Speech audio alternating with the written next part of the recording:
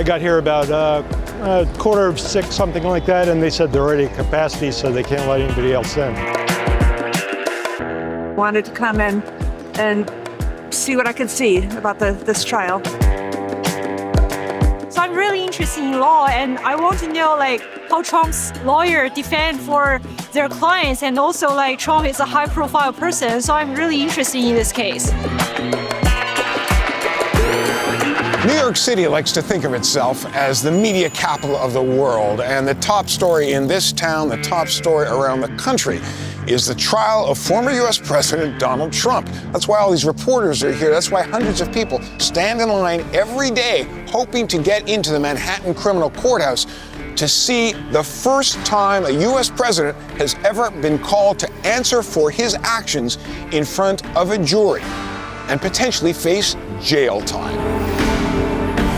Now, as an American, how odd is it to you that the former president is on trial at the Manhattan Criminal Courthouse? Well, it's first ever, but it is what it is. I mean, you do things and you get yourself caught up in some trouble, which this is the least of his trouble.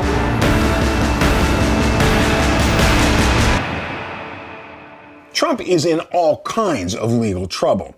His trial, his first one here in New York, is about what they're calling hush money. The allegation from the prosecution is that Trump took $130,000 from one of his business accounts and funneled it to an adult film star they say he had a sexual relationship with, essentially funneling money from his business, concealing the fact, and then using the payoff in a bid to prevent that alleged relationship from damaging his chances of getting elected president back in 2016. Now, Trump says he did nothing wrong and never had a relationship with that woman. The jury didn't agree. Case number 2 is in the southern state of Georgia, where Trump is charged with interfering with the results of the election that Joe Biden won.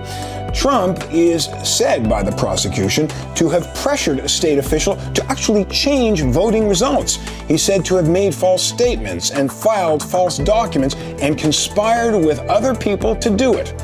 Trump denies any wrongdoing, but in this case, as in the first one, if he's found guilty, he could end up in jail conceivably for a long time.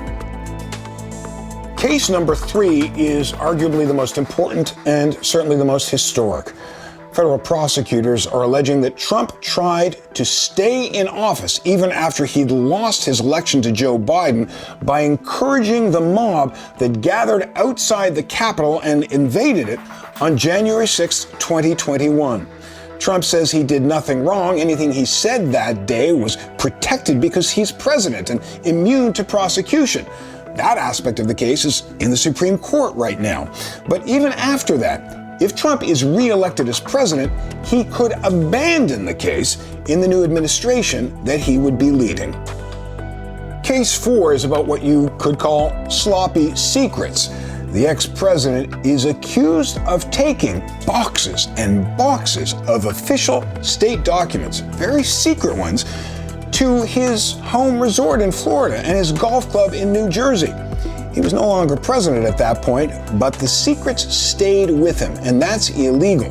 He's not only accused of having them, he's accused of hiding them when archivists and federal agents came to retrieve them. He's accused of displaying them like trophies for visitors. Trump denies he did anything wrong. He says they weren't state secrets at that point. They were his own personal documents as outgoing president. The thing about this case in particular is the judge is someone he appointed while he was in office, and she's been taking a while to make up her mind. The case now looks like it's postponed indefinitely. And again, this is one of those cases where if he's re-elected president, he could make the whole thing go away. We're talking about 4 different cases. That's right. So which one of them do you think is the most important? And a separate question, which one represents the most jeopardy for Donald Trump? Let me answer that question just by using the New York case. I don't think that changes anything. I think the people who think he committed those crimes and that he did bad things while he was president and on his way to being president will still think so. I think the people who think he is being unfairly prosecuted by the liberal New York courts and or the Biden administration will still think that.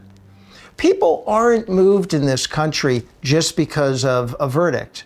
The people who disagree with the verdict continue to disagree with the verdict. The people who thought that verdict were appropriate thinks it's appropriate. So I don't think it's going to move opinion. I don't think the trial's moved opinion yet at all. The Georgia case is pretty significant because the Georgia case is him directly trying to change the result of a state in the 2020 election. There seems to be pretty good evidence in that case, and that case is proceeding in the state system and could lead to a conviction. So that one is pretty important. I guess I would probably put it at the top of the list, but you could debate and say one of the other two are more important. Now, he could pardon himself in some of these cases. So the DC and the Florida cases, he could pardon himself. He could also just shut down the prosecutions, right? If he's in control of the federal government, he can just wipe them out and have them stop. He can get Jack Smith, terminated. Now, we're talking about this. Right. Everyone in this city is talking about this. Everyone in the country is talking about this. And there's an election campaign on. How helpful has this been for the Biden campaign? I debate whether it's been really helpful for the Biden campaign. First of all, it is ongoing free publicity for Biden's opponent. So Donald Trump is featured on television every day. And then when he goes to a rally, that's featured on television for free. He doesn't have to pay for the advertising. There's attention on him.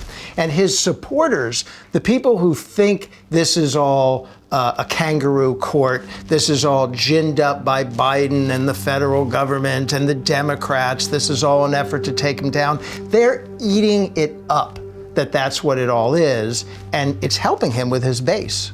Let me ask you more about that, because I don't think when you watch television in the United States, or if you walk down the street, you get a sense of how much anger there is about these trials. Some people are angry at Donald Trump because he's Donald Trump. Some people are watching this and thinking this is how justice should unfold. No one is above the law. But there are a lot of Americans who think just the opposite, who think there's something perverse about this. It's the persecution of this country's former political leader. That's right. There's definitely a group of Americans who think that this is anti-democratic, that this could happen to any president. Are we going to get in a situation where whenever a president leaves office, the new person is going to begin prosecuting them and trying to put them in prison for whatever crimes they can think of? There's a legitimate argument there that we shouldn't allow opponents to be prosecuting each other because it gives them different power than just campaigning. And so some of the supporters, and then there are some conspiracy theory supporters who really have it, rolled out that this is a total effort to shut down Trump and put him in bars rather than have to face him in an election. In theory, he could be in jail while the election's going on. I don't really see that happening, but theoretically it could. While the election's going on, and in theory, he could be voted into office even though he's a prisoner behind bars? Yes. In theory. In theory, he could. Now remember, he'll of course want to appeal. It's unlikely that the judge, even if they gave him a jail sentence, it's unlikely that the judge would put him behind bars with an appeal pending during an election. So I don't see any realistic possibility that he's going to be campaigning from a prison cell, although that would be interesting to see. So let's look at this from the other side of the telescope. You say that he can dispense with two of these trials. Right. And there's two that he's facing, one of which in Georgia, we don't even know when it's going to get underway. When all is said and done, is this just a big spectacle, or is this guy in serious trouble? No, I think he's in serious trouble. First of all, if he doesn't get elected, he remains subject to all of these ongoing criminal actions, and they all have to get to fruition sometime. Now, as you said, a few of them seem to be delayed and probably won't happen before the election, but they'll go forward if he doesn't get elected. He still leads in the polls, after all. He still leads in the polls. And you can think about that because he's got a $500 million fine for leading a fraudulent business. And he's being prosecuted in 4 different courts for serious crimes. And he is leading the polls to be elected president of the United States. It is remarkable. This is all strange and surreal and very, very important to the future of this country and potentially the whole world. We'll be following it closely. Stay inside with us.